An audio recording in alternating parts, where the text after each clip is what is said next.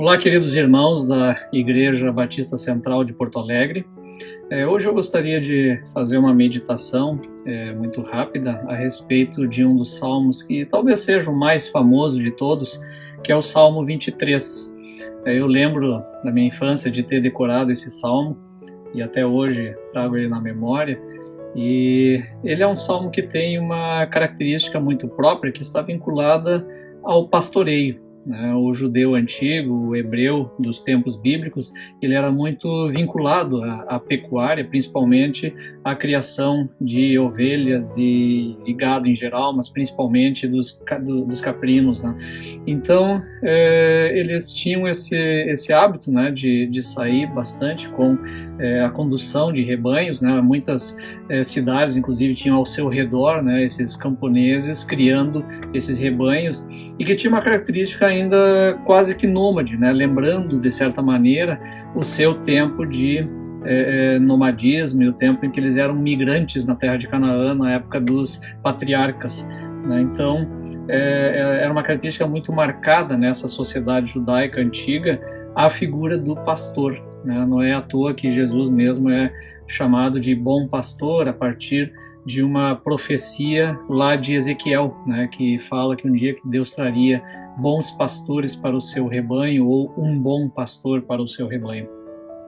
E o Salmo 23 ele é concebido dentro dessa característica. Ele é um salmo atribuído a Davi, e Davi que é, segundo o texto bíblico, também de origem do campo e de origem do pastoreio.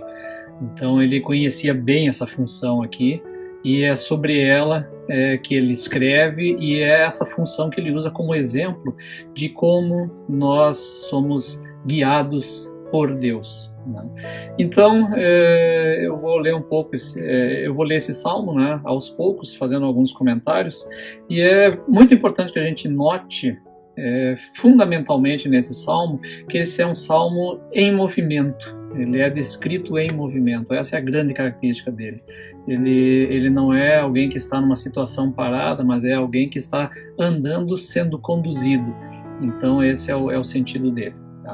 Vou fazer a leitura e vamos comentando então. Salmo 23. O Senhor é o meu pastor e nada me faltará.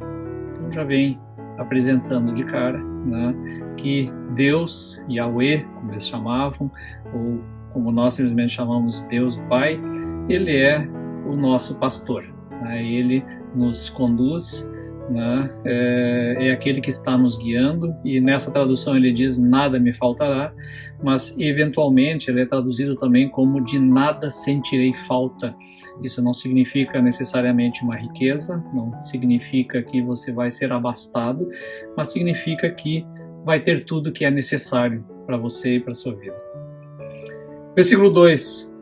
Ele me faz deitar em pastos verdejantes, guia-me para as águas tranquilas. Ou seja, grande parte de Judá era desértica. Eles viviam na época em que existia chuva e que existia algum florescimento, então as ovelhas eram conduzidas até essas áreas mais verdes.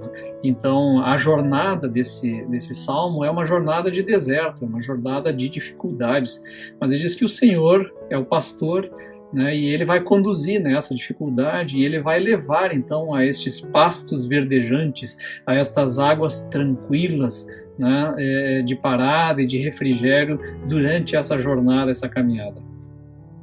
Versículo 3. Renova minha alma, guia-me pelas veredas da justiça, por amor do seu nome. Quer dizer, nessa jornada, nessa caminhada por esse deserto, ele pede, olha, me conduza pelo melhor caminho, me conduza por essa dificuldade, para andar na justiça e no amor do nome de Deus, que a gente consiga atravessar esse caminho da vida sendo conduzido pela justiça de Deus, fundamentalmente. Então, ele pede essa renovação, que Deus esteja sempre, constantemente nos renovando durante esse caminho, durante esse caminhar com Deus. E o versículo 4.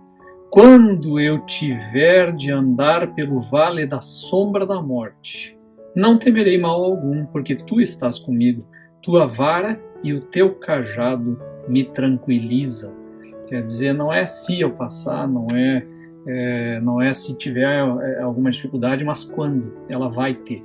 Né? Essa jornada, esse caminho pelo deserto, em alguns momentos você vai passar por alguns despenhadeiros, vai passar por baixo de pedras perigosas, amedrontadoras, e ele vai dizer, olha, eu vou ficar tranquilo quando passar por esse vale sombrio. Por quê? Porque o Senhor está me conduzindo. E aí ele está usando um instrumento que tem uma dupla finalidade. Ele tem uma vara e um cajado, e essa vara e esse cajado então servem para conduzir e tranquilizar.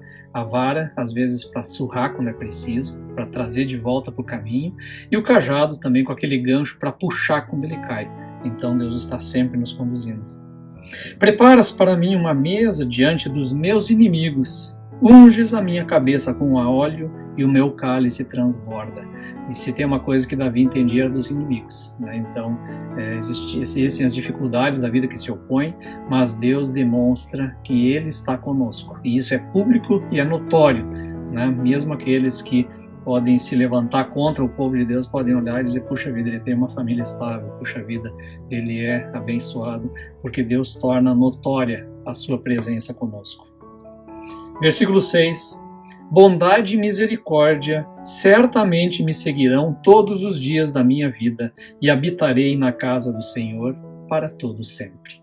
Então ele segue essa jornada, quer dizer, eu estou caminhando, e eu sei que atrás de mim, me seguindo, e vindo logo depois, a bondade e a misericórdia de Deus estão ali. E eu sei que elas vão me seguir até terminar os meus dias. Essa bondade, essa misericórdia vem vindo atrás. Eu caminho, eu obedeço, Deus me conduz, e eu sei que essa bondade de Deus, ela vai sempre me alcançar, e eu sei que estarei sempre na presença de Deus, porque Ele transformou a nós em sua casa e sua morada. Que Deus possa nos abençoar. Amém.